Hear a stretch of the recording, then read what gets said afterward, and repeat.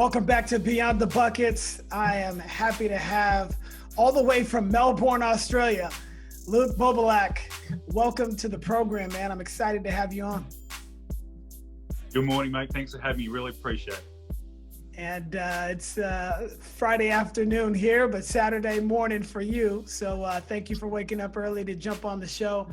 I'm really interested in getting into our deep conversation on leadership. But before we do that, give us a quick 3-minute background story on you and just, how you've gotten to this point in your life. Yeah, sure. Was really fortunate, Chris, in terms of my basketball pathway.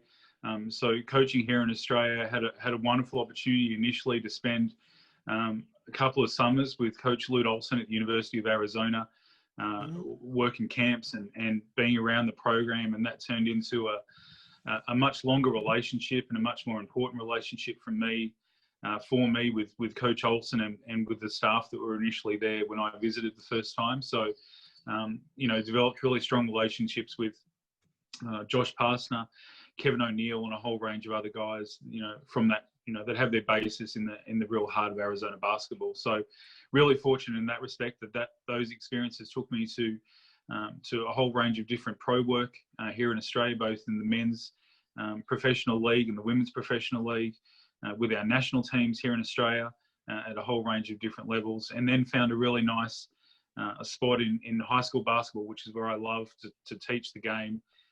Was really fortunate to be the head coach and win a Division I national championship here in Australia, and go to another national championship game, and just really proud, I guess, of some of the teaching that's occurred.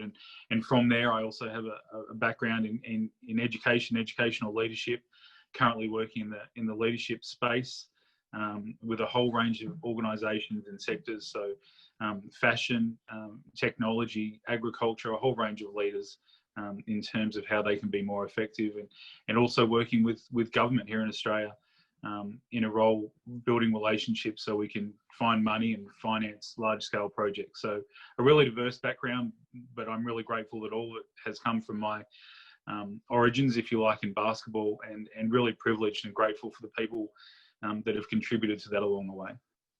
That's awesome. You've got a really great pedigree behind you, and you mentioned some really high-level names. Obviously, Lute Olson just passed away, a few weeks ago, and that was a big loss for the basketball community. But Coach Pastner over at Georgia Tech, you mentioned that you had a really good relationship. Outside of you recording this, you talked about Kevin Eastman and Doc Rivers, and those are just really tremendous guys, and they love to share the game. And I'm really happy to have you on to kind of get your insight as well.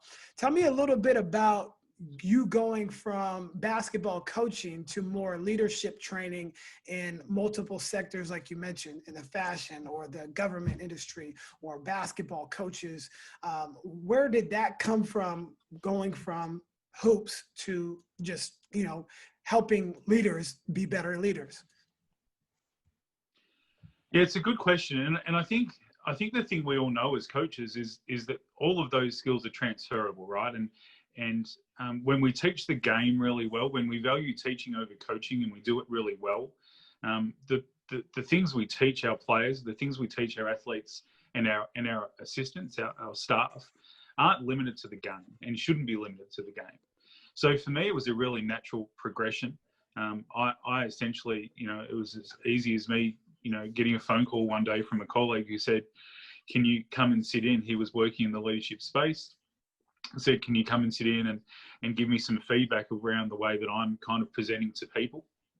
And within 5 minutes of being there, we ended up conducting the session together, and kind of took it from there, because I found that there was enormous value I thought that I could add to those discussions, because the way that he was coaching people was the same way that I would be coaching my athletes, and the crossover was really strong. So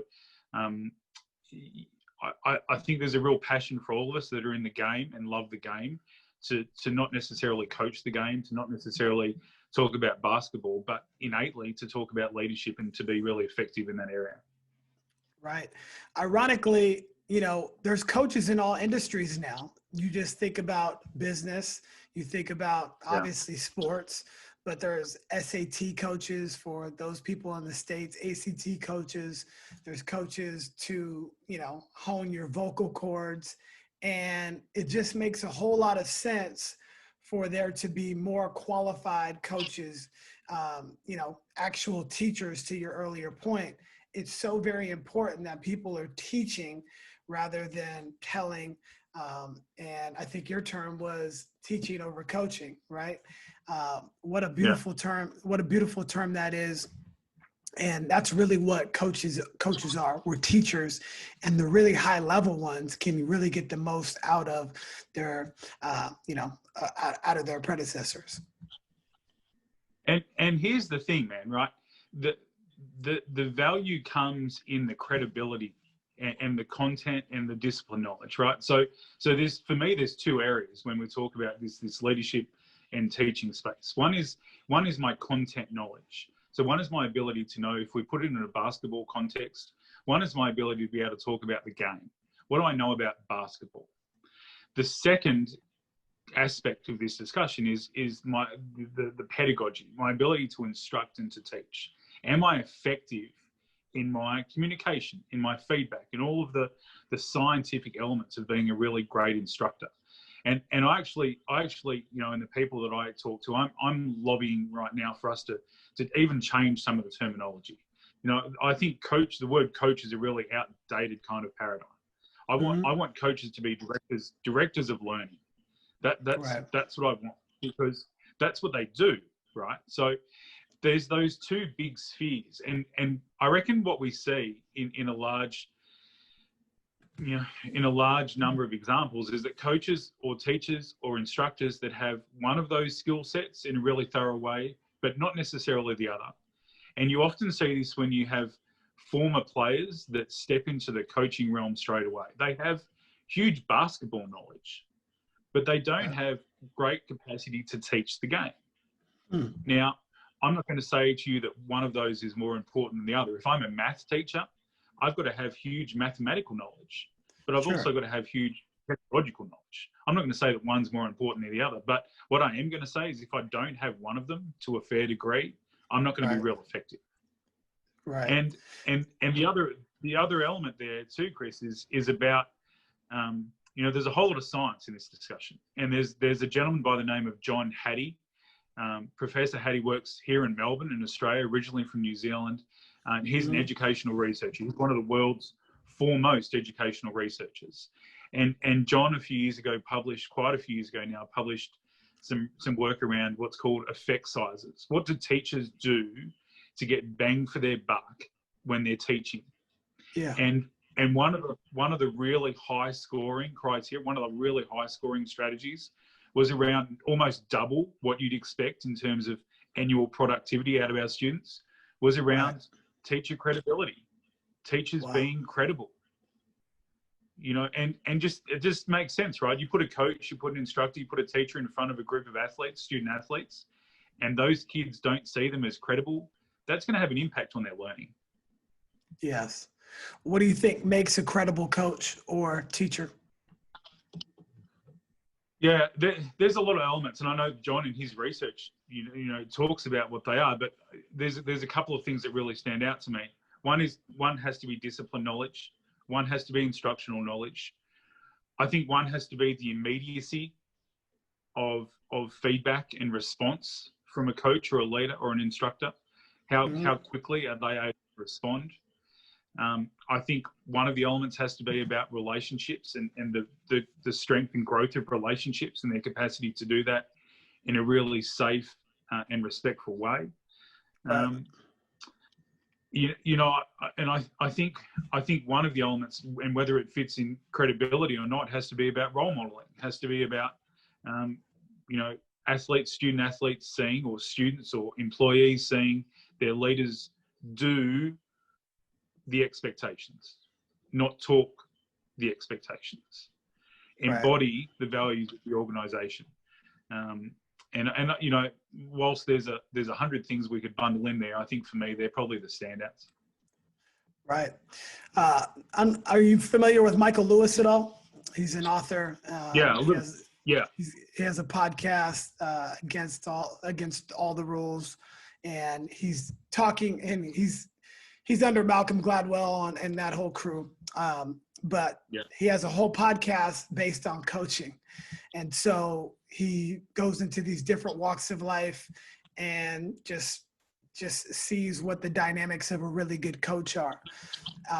And one of those dynamics is keeping it simple. And he talks about the inner game of tennis that was published a long time ago. And that book, very limited instruction, but the outcomes were great for the athletes. Phil Jackson is very much like that. There's a lot of other coaches like that where they coach during practice. John Wooden and Brad Stevens, especially right now, he's coached them so well in practice, he can kind of sit back and allow them to play the game and then make subtle adjustments like that. But in your opinion, what makes a great leader? And Chris, I'm just gonna speak to that point if I can for a second. Yeah, and yeah, absolutely. That it's not simple. There's nothing simple about great leadership, and Sure. there's nothing simple about being effective. It's incredibly complex, Sure. and I argue and debate with people a lot around the use of language because I hear people say things like, we've got to simplify the language. Well, we've also got to meet student athletes at their point of need. And what we know in the research is that for any of the kids that sit in front of us, and when I say kids, young men and women in their 18 to 25, whatever it is. Yeah. For the young people sitting in front of us, there's roughly between about a 5 and 7 year kind of dimension. And that is that some of them are operating about 5 to 7 years above where we'd pigeonhole them. So if you were thinking about a freshman in college, there's people operating about 5 to 7 years above that intellectually. Mm-hmm. And there's people operating about 5 to 7 years below that. So they're in, junior high school kind of mentality, right?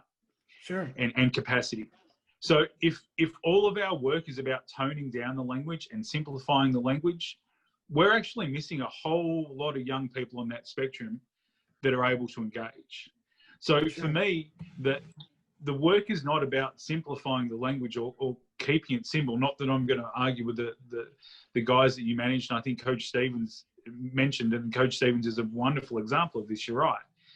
It's about taking incredibly complex notions and incredibly complex techniques and finding the right way to communicate them. And for some guys and girls, of course, that's going to be simple. In some, that's going to be really different methodology on really complex notions. And to go to your question, for me, there's over the years, I've come to this conclusion, and that is that effective people, particularly effective leaders, have one overarching quality, and that is self-awareness. They know what they are and they know what they aren't. And people like Coach, we'll keep talking about Coach Stevens, wonderful example of what he isn't in terms of the way that he's recruited his staff in Boston. Right. And it's a really complementary staff, right? Coach Larinaga and those guys that sit around him are really complementary. And gone are the days, I think, in many instances, where you have the same mold sitting in the second chair and the third chair and the fourth chair on a coaching staff. Now, we can all think of examples of that, right? Where you had the same type of coach that a head coach was, and you just had 6 of them going down the line. Right. Now that's not the case anymore, right? You have wonderful recruiters, you have wonderful specialists, offensively, defensively, skill set, whatever it happens to be, biomechanics, whatever it happens to be. And there's a real diversity on staff. So for me, great leaders, whether they're CEOs, whether they're coaches or teachers, are self-aware. They know what they are and they know what they aren't. Absolutely. Self-awareness is a big topic on our podcast here. And players aren't very self-aware, and we always tell them to stick to their strengths. If you're a shooter, be a shooter. You don't need to put it on the floor and try to drive it when we have other people in place that are able to do that.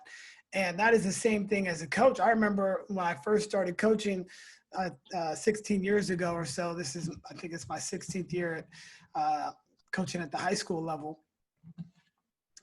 I used to have 100 different plays, and I just wanted to show everybody that I knew what I was talking about. And because I wasn't self-aware at that point, I really wasn't. And it took a long time for me to finally get comfortable with, it's okay to scale back a little bit if you're very, very detailed in those things, to your point, using the correct language, right? You can be using all this high level terminology, but if your players don't really understand it, it really is doing them a disservice on the court because they're confused. Yeah. And this goes for relationships, this goes for running a business, or, you know, some of the sectors that you're in as well. And I think that's a really great example, mate, because that's about where our actions as instructors and as leaders align with the values that we've co-constructed with the people in our organization. So let's think about your team, right? 16 years ago. What the values were, I'm guessing, to give every young man or woman on that team equal opportunity to get better. Not necessarily to play, but to get better. But what you probably wanted to do, and what I certainly wanted to do 16 years ago, was win ball games, right? So absolutely. the kid that could shoot the ball best, I just wanted him to shoot the thing. The kid that could block out, you're going to block out all day. The kid that could run, you're just going to run all day, and we're going to amplify their strengths. But as you say, it's an enormous disservice, and it doesn't marry against the values that we established for our team, because we talk about equal opportunity, we talk about growth, we talk about meeting, you know, our aspirational objectives, but all we're doing is amplifying the skill that the kids came with. So not only probably didn't we win ball games, I don't know about you, but I didn't. Yeah. Not only aren't we winning ball games, our kids aren't getting any better. Right. Absolutely. So 100%. This is where our CEOs, you know, and it's something you mentioned a moment ago, this is where our CEOs lead us, you know, are really effective ones, lead us in really great ways, because they actually only make a number of really big decisions a year. They're self-aware enough to have the right pieces around them. They're culturally mindful enough to invest in culture. You know, culture is a tangible thing. Daniel Coyle gives us, in his work, gives us the formula for culture. Right. And they give people autonomy and agency to do the work. You know, great CEOs, and that can be in business, in basketball, and in whatever, give us real examples of how to lead. And I think, you know, part of our job as aspirational leaders, growing leaders, is to observe those people. Absolutely. And I think also taking in all the information, being okay with somebody that may not be on the same level or a subordinate, and you're taking that information because they have a lifeline into what the whole company needs, or the whole organization, or the whole team needs. You know, taking inventory with the last player on the bench, checking in with he or she to make sure that she's doing okay. Or if you're the CEO, knowing what the janitors, you know, and people who maintain the facility are going through, depending on, you know, what type of climate is going on. Obviously right now with COVID, you know, worldwide, what are those frontline people doing while you're sitting up in the office? And I think that's very important as well. And Heifetz and Linsky, you know, Professor Marty Linsky, one of the great inspirations and touch points in my career, certainly talks about this in Leadership on the Line, when they talked about, you know, which is one of the, you know, the seminal texts in leadership of the 20th century. Sure. And they talked about the difference between being on the dance floor and being on the balcony, and that as a leader, and they craft the message much more carefully than I ever could, but as a leader, there has to be a balance between the two. The dance floor is where the action happens, and sometimes you've got to be on the floor. You've got to feel the relationships, you've got to see the tensions, but sometimes you've actually got to be on the balcony, because when you're on the dance floor, you can't see what's happening on the other side. You can't see, you know, the tension that's brewing on over here, and you can't see the relationship that's faltering over there, or the system that isn't working there, because you're at eye level, right? But when you're on the balcony, you can see the whole thing. And that really speaks to the point of, you know, one of the areas that's really underrated in terms of us paying attention to as leaders and educating people about, I think, is this notion of alliances and growing strategic alliances in our organization. And when people hear me say that, they almost think it's, you know, it carries a bad connotation, a negative connotation. Well, what, you know, why do I need alliances in my organization? Well, man, you need alliances to get stuff done.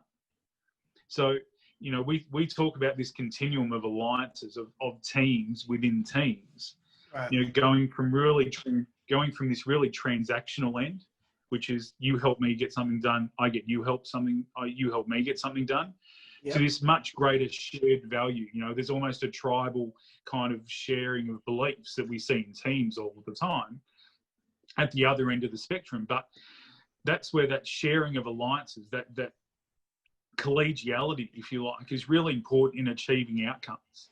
Right. But we have to know how to nurture that strategically to get things done. Right. I like to say transactional to transformational, you know, instead of just our relationship being transactional, like you said, what can I do for you, or what can you do for me? What can we do for each other? That's how we met, right? You know, we met on LinkedIn, and, you know, we said, well, how can we work together somehow? And now we're working together and hopefully helping other people out there. And it's going to come back to us in many ways, right? So I think that's an awesome point. I'm loving where this conversation is going. I want to know, since, you know, we're in the United States and you're in Australia, are there any differences that you've seen in leadership, and you've traveled the world, you know, coaching and teaching and educating, but what are the major differences in leadership, or are they all the same worldwide? Yeah, it's a really good question, and I think I think my answer is that the really minute percentage of uber effective leaders remains a small percentage. People that we look to, and this is regardless of, you know, a geographic context, but the people that we look to are actually that have the complete package, have this great content knowledge or discipline knowledge, this great instructional knowledge, and bring it together to lead is actually a really small number. The group that sits under that, probably with the rest of us, you know, where we're developing capacity to lead, is this huge space. And that's the melting pot there. That's the part that I think is really important anywhere in the world, is that we continue to engage in those conversations, because there is actually another group underneath that talk about leadership but don't lead, because they want more zeros on their paycheck, right? Right. That's a big one right there. Yeah, absolutely. But the second group is that we need to continue to challenge ourselves, because getting into that top sphere, that top echelon, is really hard. And some of us will work a lifetime and never get there. And the driver has to be not about the zeros, but the optimal outcomes for other people. Right. Service, and I know, you know, you talk about this notion in your podcast and in your work. Servant leadership is key to big time leadership. Right. And it comes in that, you know, and I've learned this late. It comes in all shapes and sizes. It comes in, you know, I'm talking to a lot of people at the moment about restaurants. I've really got this thing in my head about restaurants, because I love cooking shows, Chris. That's how I relax, right? Same here. I love them. Rachel Ray was just on with Bobby Flay here. Yeah, see, there you go. Yeah.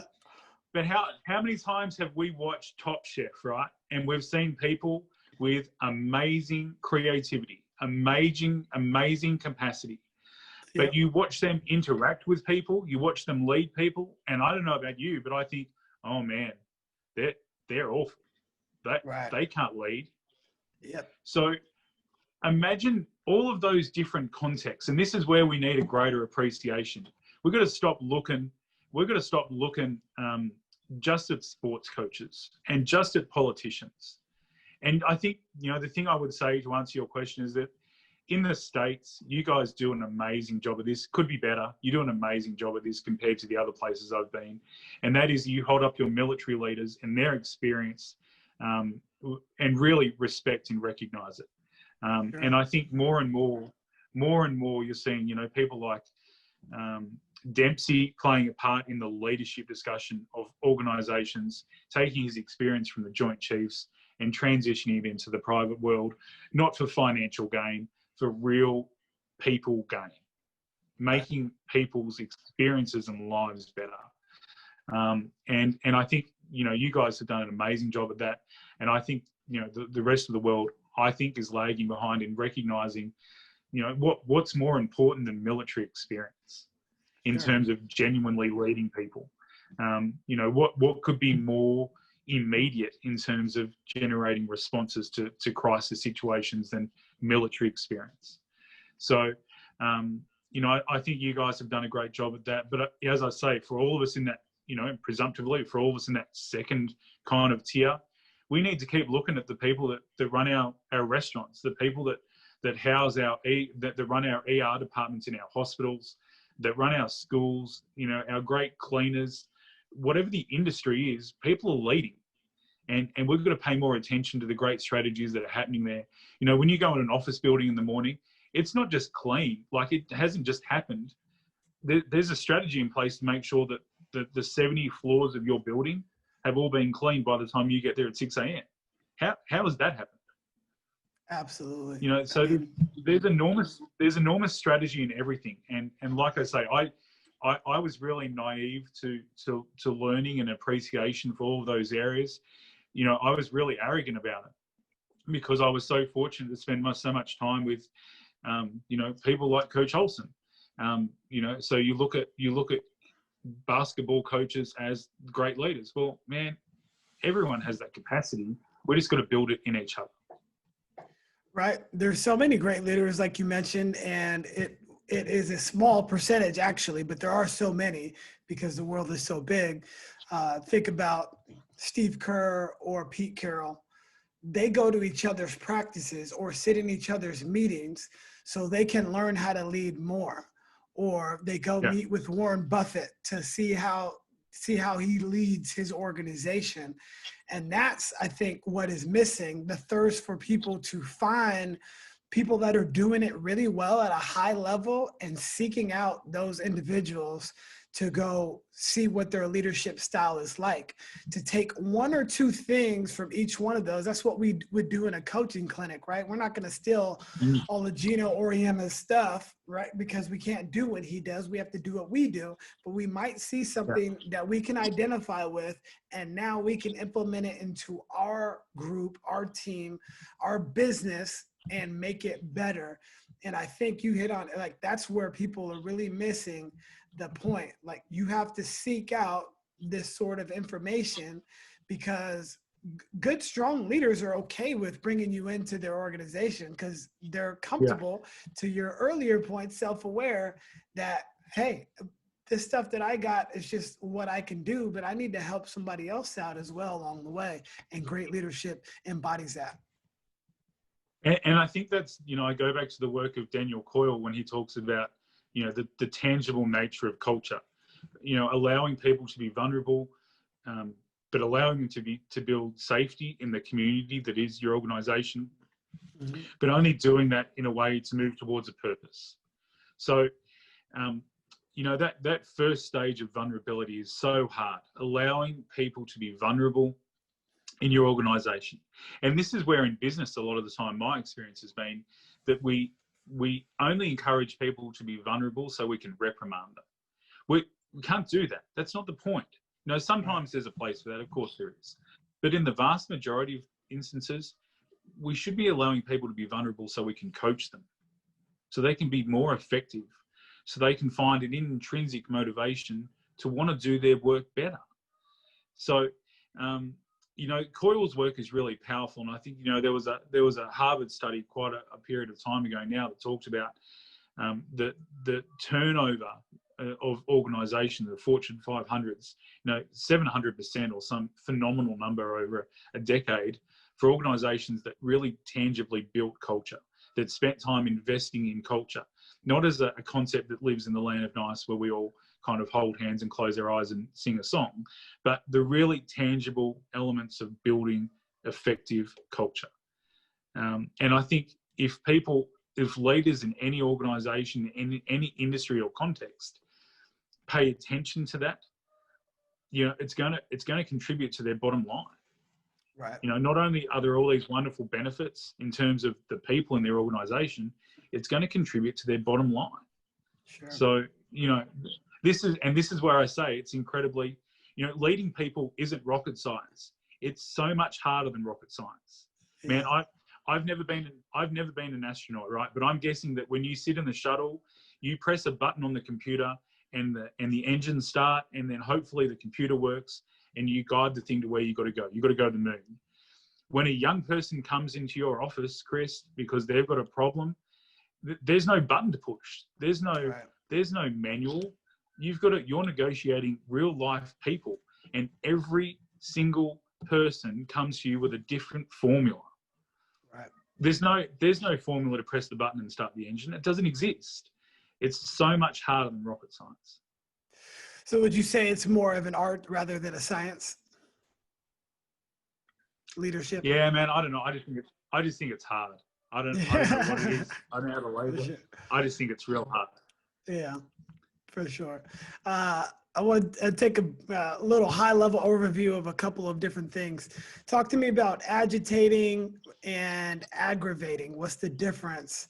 I would say agitating, for me anyway, would be something that may be difficult in the moment, but something that I need to improve on, or my behavior needs to change. Aggravating is something that would be more long-term, that is not easily changed. But what would be your definitions or the difference between those two? Yeah, that's a really good way to look at it. I think all organizations need people and need systems, more importantly, in place to agitate, to resist against comfortability. But there's a way to agitate without aggravating people, without annoying people, where they become resistance. Because, as you know, change has to happen in incremental bites, and people have to have an appetite for it. So if we aggravate people, if we pee people off, they're not going to be part of that process. They're not going to feel vulnerable. They're going to feel outside of the process. So we need to find that really delicate balance of agitating when we're worried that our organisation or our team is comfortable. There's some really good examples of what organisations are doing right now. Some organisations in meetings, for example, are designating an observer in their meetings. So people who don't contribute to the discussion, but who only give objective feedback at the end of the meeting. There's designated time to say, Chris, why did you say that? Chris, why did you do this? Not in a judgmental way, not in a subjective way, to hold people to account around their contributions. Now, I know it's really, I don't like the word, but it's really trendy at the moment for organisations that are financially in a position to do it, to bring in, thinkers in residence. In Australia, the term at the moment is innovators in residence. Bring external people in that are at arm's length from your organisation and have them observe for the week. Why do you do this? Why do you do this? Why do you do this? And it's that gentle agitation, putting some tension around things, that helps people to reflect and helps them to be resistant in some cases to working against the unfortunate phrase, well, that's just the way we've always done it. Right. Because there's a lot of breakdown in systems when people don't understand why systems were implemented. So if you're in that space where you always do what you've always done, you'll always get what you've always got. And that's often because people aren't cognizant. They're not aware of the processes or why processes were implemented. So having an arm's length observer come in, the people at Harvard did an amazing job of this at the Graduate School of Education in developing instructional rounds, probably 10, 12, 15 years ago now. And that's simply based on a medical rounds process where young doctors go around and learn. And they adopted that into school improvement. And it's about objective observers saying to people, why do you do this in your organisation? Is there a better way to do it? So finding ways to gently agitate without aggravating, without annoying, without We've got to make people uncomfortable. We've got to put tension around things, but keeping them in the process, that's the skill. Right. I think opening their mind is the easiest way that I can put it in my terms, would be agitating and being curious about the why, understanding why these processes are in place, and questioning, can that be done better? Because we've done it a way and it's been successful, that doesn't mean that it's going to be sustainable. We've had success in this duration, but things change in an instant. 10 years ago, 50 of the top companies weren't relevant, right? And now all of these companies have come, and they boom, boom, boom, boom. I think about my mom. She's got a smartphone now, an iPhone, but years ago she wanted to stay with the flip phone. But a couple of years ago, I think it was like 2 or 3 years ago, they didn't have the flip phone anymore. There was no other options, and she had to go to this. Well, she had to adapt, and that was agitating. But now she can FaceTime her grandchildren. She can FaceTime me. She could FaceTime my grandmother, her mother, and it's not aggravating. She thought it would be aggravating, but it was just agitating. And I really like those parallels. And I think, that there's a really neat example that the head chef from TGI Fridays for you guys in the States, the guy that makes decisions about what goes on the menu across the country, has one key criteria. And that criteria is that something has to be craveable. People have to taste it and want it again. Now, for me, there's amazing parallels between craveability and innovation. Right. And when we get our head around this is my point a few moments ago, when we get a head around the work of innovation doesn't just sit in technology, doesn't just sit in traditional paradigms of coaching and consulting and office spaces. It exists everywhere. Man, we learn so much. For sure. So many times in the States, especially now, with the way things are, people are meeting digitally, just like we are on Zoom here. How do you create an effective meeting to communicate? And so many times there's times where I just don't want to go to certain meetings because I just know you don't get anything done. And regardless of the agenda, like things just continue to go round and around and you don't get anywhere. Are we meeting just to meet, or are we meeting to solve problems or forecast what we're going to do, rather than just talk about stuff that's already happened or things that we want to do? I think it's very important for people to understand how to structure an effective meeting if you're in a leadership role. It's my, it's the dorkiest thing that I talk about, but it's my favorite thing to talk about, because for me, it's one of the most important levers we can pull in a leadership role to get things done. This is an area I think that has been woefully mismanaged. And again, there's been a great deal of study and a great deal of research and writing about it. But for me, there's a couple of really core principles. One is that the leader, the director of learning in any leading situation, has to invest as much time in preparing for their meeting as the meeting is going to be conducted. So if you've scheduled a meeting for Tuesday between 2 and 3, you've got to find an hour on Monday where you're preparing for the meeting. And that's not writing the agenda, that's preparing for the meeting. What are the misconceptions that are likely to occur given the content of your meeting? What's the aspirational objective of the meeting? Have people been provided with the information they need to engage and be productive and effective in that context? If I don't spend that time planning, strategizing around what it's going to be, that's when we get to that outcome of being ineffective. That's where you walk out of your meeting and you think, crikey, nothing's happened here. We've just talked, because the content, the agenda is irrelevant in many instances. What's really relevant, what's really important is the part that sits just above that, which is the aspirational objective. What are we doing here today? Where are we going to get to? Now, if people don't know, how many meetings have you sat in, Chris, where that doesn't exist? we're just going to tick the items on the agenda, right? But if people know where we're getting to, where we want to get to, they've been a part of that process of formulating that, of co-constructing it, then it's much easier for them to stay in those tense moments, in those uncomfortable moments where where there's a little agitation in meetings. So that planning element's really important. The other thing is that there's some really, and this is a really complex area. You could talk about 100 things.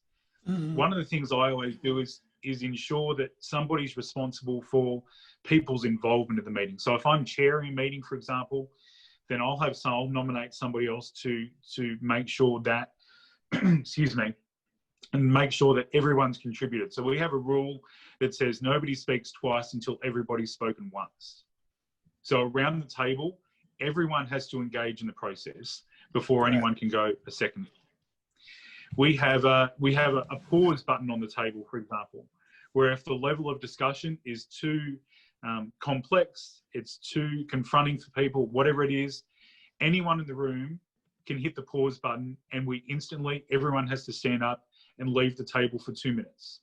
There's no discussion. There's no questioning around why you hit it. Everyone just gets up and leaves, and for 2 minutes, they go away. Those types of strategies allow people to know that there's going to be a real challenge in the meeting, to be comfortable with that idea and to work towards a vulnerability. One of the things I really like to do is to nominate a designated point of argument. Somebody in the room, we call it the principle of the 10th man. Whoever the designated person is in the room, their job is just to argue. Even if there's a consensus amongst the other 9 people, their job is to argue, to hold us to account. Because often when there's a consensus amongst 9 people, it's because we haven't really talked about what the details are. We just think it's a good idea. The 10th person, their job is to ask us how we know it's a good idea. Everybody goes with the rest of the group. The herd mentality. Yeah, it's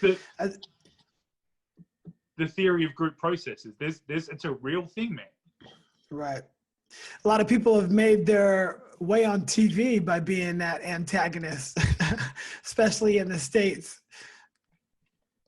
Making a lot more money than you and I do. Absolutely. Tell me about energy walks. Well, one of the things we do is we talk about learning walks, and we talk about coaching people around energy management, and because I really don't like the idea of time management as a concept. So what we do is we undertake a process here, my colleague and I, called a learning walk, where we observe in an organisation. We get people to kind of hypothesize with us in and around what's going wrong in their organisation, and then at the end of it, what we do, or one of those parts of that process, is to do something called an energy audit. Right? It's a pretty simple concept, and what we help people realise, and it's not difficult, but people don't put a spotlight on it, is where their energy is going, and how they're designating their time in the day between things that are urgent and things that are important. Because the urgent often crowds out the important. And what we try and do in our energy audit is say to people, well, where are you investing in the day? And is that the place you want to be investing? Because, I can spend time on something and not give it a great deal of energy. I think about, Chris, in your beautiful home, someone's got to vacuum, right? Someone's got to dust. Someone's got to do the dishes.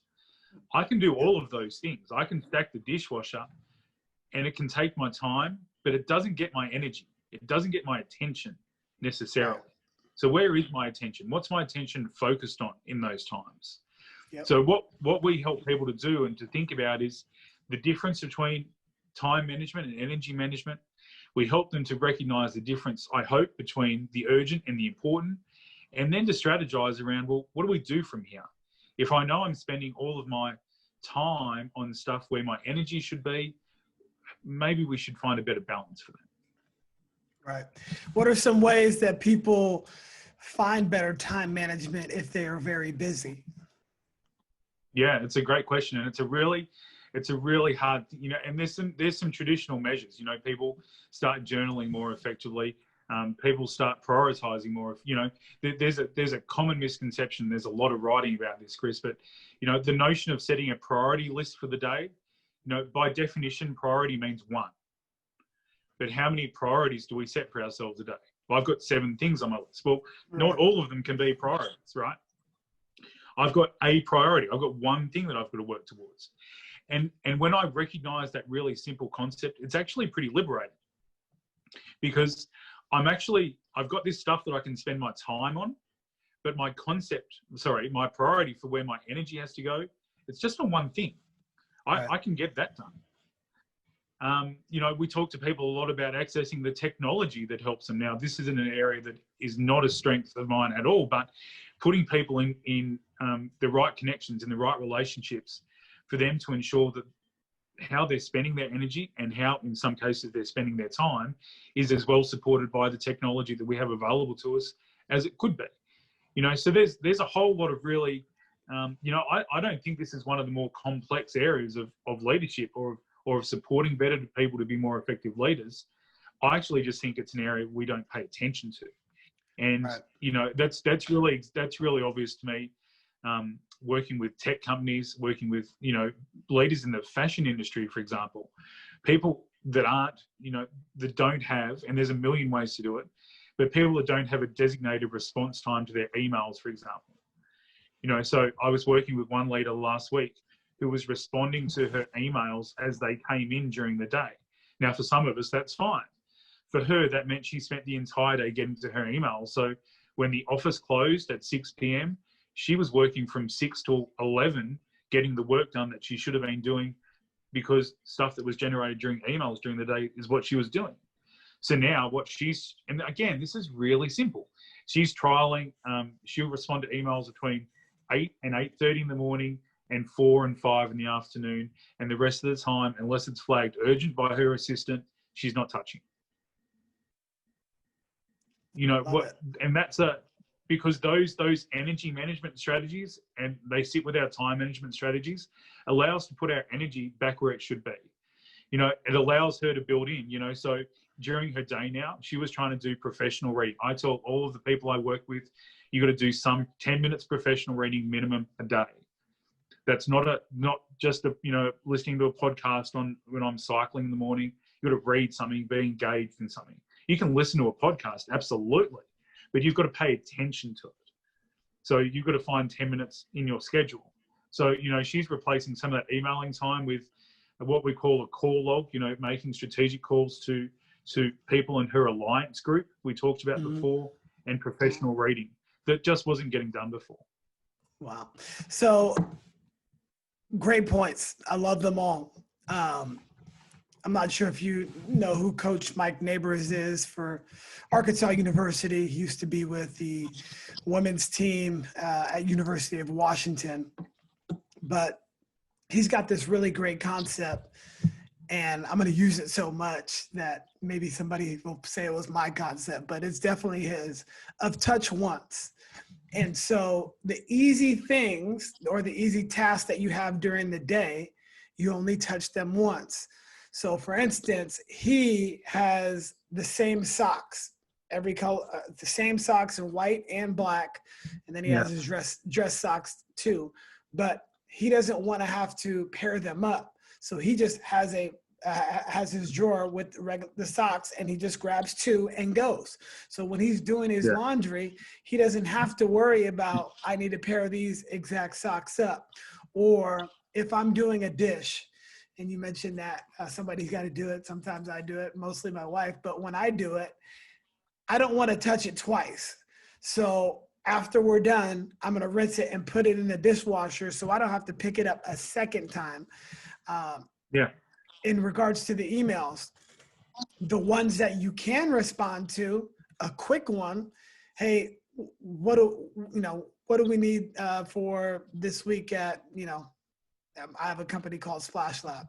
What are the 3 things that we need? Okay, we need our marketing email, we need 5 social media posts, and we need to do the staff for next month. all right, well, I can do that really quickly. But it sounds like she was responding to emails that needed to be pretty thorough, more lengthy, that took more time. So you would put those to the side, and during your designated time, whether that be in the morning or evening, that's when you answer those. But the quick ones, boom, boom, boom, I can fire this text off, or this, I got an Instagram message or LinkedIn message, I can fire it back off really quickly. That doesn't require a detailed response. So touch once has been something I've been trying to implement, and it's made me so much more efficient. The last thing I'll say is the priority. You're right, there really is one priority. And if you have to do something that day and you have to do it, for me, I have to work out in the morning at some point, no matter what our kid's schedule is or whatever it may be, is my wife's too. Okay, you're going to work out at this time, I'm going to work out at this time, and we know that we're going to do that. But prioritizing what is important to you, and our health is very important to us. So that was one that we do every single day. But yeah, the touch once philosophy, and you can tell people I told you that. I'm sure you heard about it too. Well, it's interesting because my colleague that I work with in a lot of this consulting work does enormous work in what he calls rework analysis. So that's going into organizations and helping them establish where the inefficiencies are in terms of them having to redo work throughout the course of a year.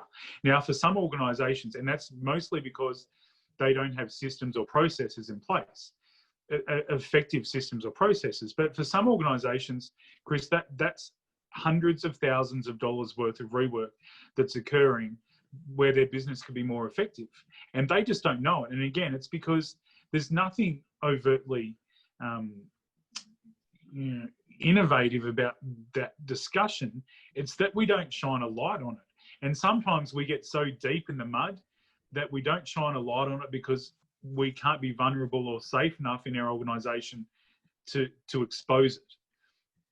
So, and I think the other thing, and you made a really good point when you're talking about priorities and health, and the other thing I encourage people to do is to have 2 lists a day in terms of their energy management. One is their priority list in terms of what's your priority and what are you doing. The other is, and again, this isn't my concept at all, but it's a really powerful thing, is to have a to-be list. To think about, and the people at the Harvard Business School, talk about this a lot, the intentional nature of leaders, how encouraging leaders to think about how they're turning up for the day. So to think about what not only do you have to do, but what do you want to be today? Do you want to be overtly generous with your time? Do you want to be overtly empathetic in your relationships, in your discussions? Right. Do you want to be more methodical in the analysis of data? So for me, that's a relatively new concept that I've embedded in my practice, and it's a really powerful one. What have I got to do? But also, what do I want to be today? Wow, I love that. We're going to have you on again because we've gotten so much really good stuff. I mean, we can go on for hours and hours. I mean, you have a great wealth of knowledge, and I'm gonna have to re-listen to this multiple times to get some of the things. Where can everybody follow you, and all the things that you're doing, and if they wanted to reach out for assistance on coaching, on leadership, how can everybody reach you? Yeah, so my LinkedIn page would be the best way to do it. There's my email addresses and some information about the work that my colleague and I do, some articles that we're publishing, and those types of things. So people are really welcome to do that. We love having discussion and talking about helping people get better. We make a real commitment to doing some volunteer work each year, whether that's sitting on boards, whether it's actually working with organisations and committees. We're working with a committee right now here in Australia that's undertaking a really powerful project to help young women play sport in India as a way of empowering them and keeping them safe away from some of the risks that are in their communities. And we're really proud to support that and the work that they're doing and the amazing team that's doing that. So those things are really important to us. They're really powerful for us. And some of that information is there, but really happy to have people reach out and do whatever we can. Definitely. Well, like I said, if you're willing to come back on, we need to do part 2. Yeah, because there's some let's other go things again. that I'd love to get to. So, thank you so much, Luke. Absolutely. I appreciate your time, and man, this was awesome. I know a lot of people are going to get some value out of it. Appreciate it. Thank you so much for having me. I appreciate it. Thank you for listening to the Beyond the Buckets podcast. Please remember to subscribe, rate, and share the show with your friends. And until next time, take care.